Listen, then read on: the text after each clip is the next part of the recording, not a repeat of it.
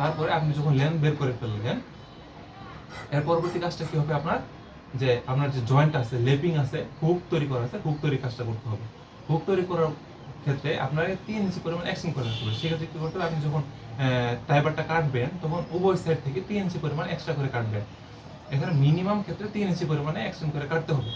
কারণ কি, যে আপনি হুকটা দিবেন, এই হুকটাই কিন্তু যে ভার্টিক্যাল যে রিইনফোর্সমেন্ট আছে, একটা রিইনফোর্সমেন্ট কিন্তু একটা হুকের ভিতরে থাকবে, রাইট?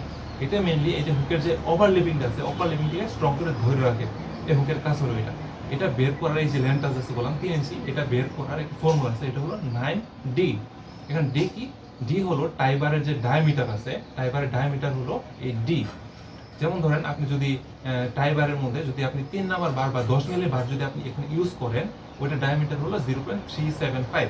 আপনি যদি 0.375 এর সাথে যদি 9 গুণ করেন তাহলে দেখবেন 3.375 আসতেছে।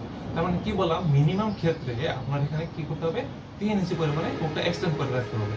অনেক ক্ষেত্রে দেখা যায় যে তারা 3 ইঞ্চিটা প্রপার মেনটেন করে না, 2 ইঞ্চি ম্যাক্সিমাম ক্ষেত্রে দেখবেন অনেক কন্ট্রাক্টর বলে 2 ইঞ্চি, আর তাদের কিছু জিজ্ঞেস করলেই বলে হ্যাঁ 2 ইঞ্চি দিয়ে হয়ে যাবে। আসলে 2 ইঞ্চি দিয়ে হবে না। আপনাদের ফর্মুলা বললাম 9D, ওই হিসাব করে যত হয় মিনিমাম ক্ষেত্রে ওইটা রাখতে হবে, নয়তো স্ট্রেংথ কিন্তু কমে যাবে, রাইট?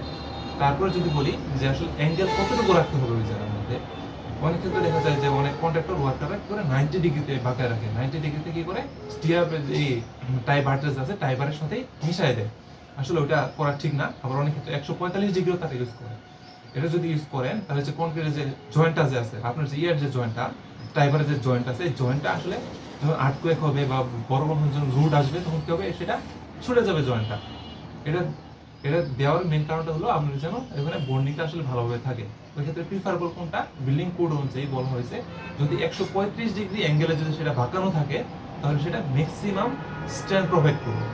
তার মানে এখানে 90 ডিগ্রি 145 ডিগ্রি ইউজ করা যাবে না, 135 ডিগ্রি সেখানে অ্যাঙ্গেল ইউজ করতে হবে। আচ্ছা, তারপর যদি আসি আসলে আমার যেখানে টাইবারটা ইউজ করলাম, টাইয়ের ক্ষেত্রে আমার কতটুকু স্পেসিং হবে। আমরা কি জানি যে কলামের ক্ষেত্রে প্রতিটা জয়েন্টের মধ্যে বেশি পরিমাণ রুট আসে, রাইট? তার মানে যখন এই জয়েন্টের সাইডে থাকবে, যখন নিচে থেকে 2.5 ফিট উপরে আর উপর থেকে 2.5 ফিট নিচে, এতটুকু জায়গার মধ্যে আপনার কি করতে হবে, যে টাইটা ইউজ করবেন সেটা স্পেসিং হবে কম। ম্যাক্সিমাম ক্ষেত্রে 4 ইঞ্চি পরিমাণ বা 100 মিলির মতো spacing, centre to centre spacing রেখে টাই প্রোভাইড করা হয়।